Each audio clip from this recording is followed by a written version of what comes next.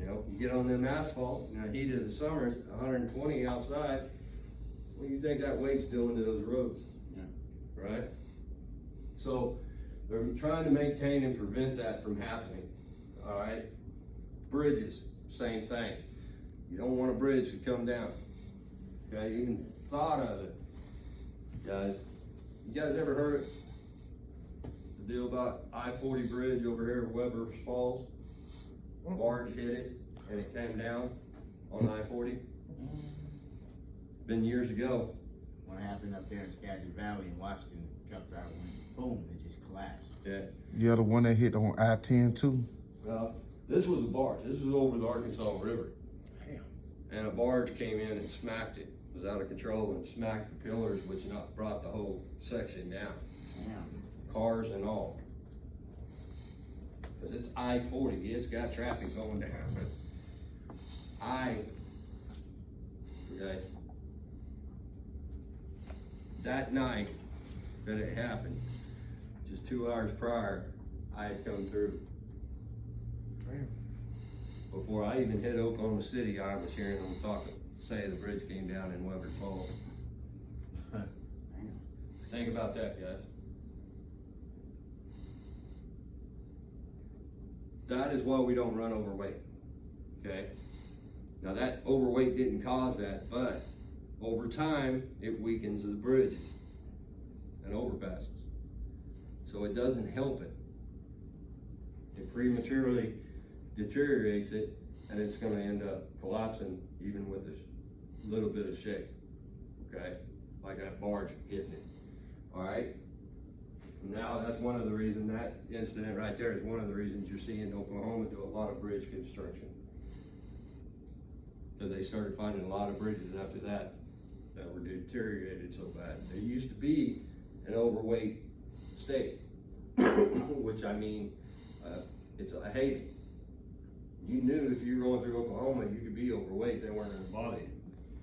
But after that bridge collapsed, even though it wasn't caused by trucks, and they started investigating and seeing the other bridges, they started realizing the trucks were paying tolls on those bridges, taking the toll on it, weakening it, okay?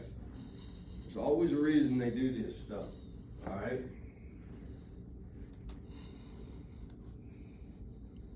Now, we talk about the bridge law. Bridge law is this. Anybody seen this chart before? How many of you have ever opened up a motor carrier atlas? How many of you just went to the map of the state you were going through to find your route? Did you ever look through the whole book? No. No. There's a lot of information in that atlas, guys, that is pertinent to you, okay? This is one of them. This is in the motor carriers atlas, okay? Because if I tell you, here's how you figure the bridge law, and I go and round through this W equals 500, I don't know about you, but I sucked at algebra and calculus in high school, okay?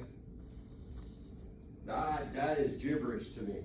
I have no idea what they're talking about, all right? But if you look at it closer, you're gonna see this row right here is the length of your spacing. This is the number of axles in that group. To find the bridge law, it's as simple as this. To find the bridge law, you go to the group of axles, let's say our tandem, our drives, because they're a tandem, and we measure from the front axle to the rear axle of that group. Now on a tandem, that's going to be about 4.5 foot, okay?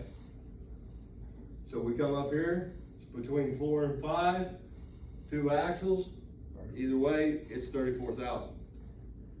So I can put 34,000 on that group of axles, okay? My steers is a single axle, right? But with the steers, I can put up to 20,000 per the federal government. But states regulate that too. And there are at least 5 states that still have a 12,000 pound limit on their steers. Okay? So I have to watch that. Now when it comes to my trailer, now I want to look. Example, I told you, what's an 8-foot spread, right? I brought up the 8-foot spread. So what I do is measure from the front axle to the rear axle. Doesn't matter if there's any axles in between. Front axle, rear axle is a group, okay? And if that measurement's 8 foot, and I've got 2 axles, I come up here, find eight, come across, 2 axles, still 34,000. Okay? If I go in here and I've got a measurement, say between, it's more than 8, but less than 9. So in between there, then they give me 38. If it's 9 foot, then I get 39. Now we do have step decks that are triaxles.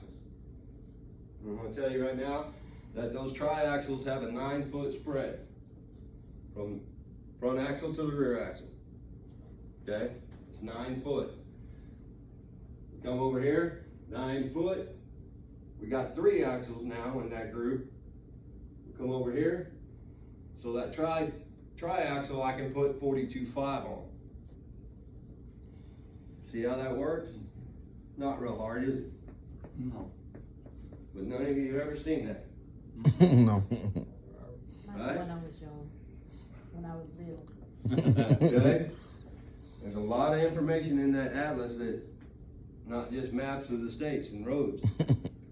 Load clearances, weigh stations, Yeah, I know phone the numbers local that you may need. hazard signs. Yep. Okay? So, make sure you're carrying an atlas. GPSs are great, yeah, but one thing about GPSs, if you don't update them, they're no good. Things change, right? We got drivers out here right now. If you send them down from Memphis, Tennessee to Birmingham, Alabama, their damn atlas is gonna take the old 78 highway because it doesn't even show the new highway, I-22. If you don't update it, it's worthless, okay? So, you gotta watch it, all right?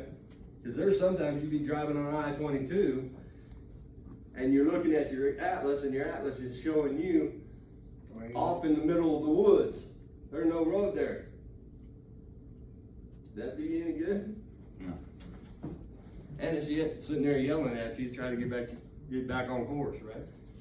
All right. So if you don't trust your GPS fully, guys. Had one this morning. Apparently he got into a situation, ended up in the ditch trying to make a turn. First thing he told us, I was following my GPS, and we've had drivers follow their GPS. Had one driver just drive right off the end of the road into a pasture because GPS told him to.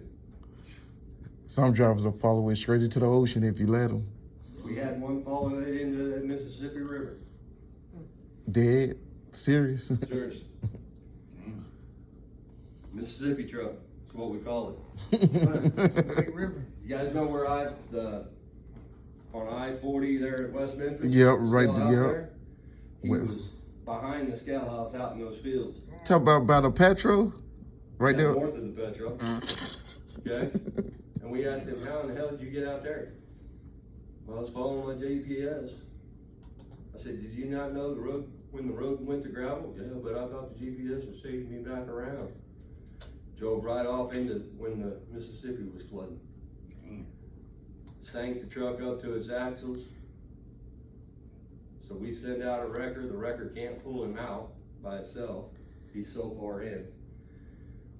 So they have to come back the next day, and they come back with a D9 dozer. The D9 and the wrecker couldn't pull him out because overnight he'd sank more and the mud was up to his door. It took the wrecker, a D9 dozer, and then a grader to get him pulled out of there. And one of the things he had told us the night before, well, don't worry about it, I'll just go get a shovel and dig myself out. The record driver said, you guys know that there was 4 foot of Mississippi River right where he was sitting last week. Hey. Okay? Don't trust the GPS's, guys.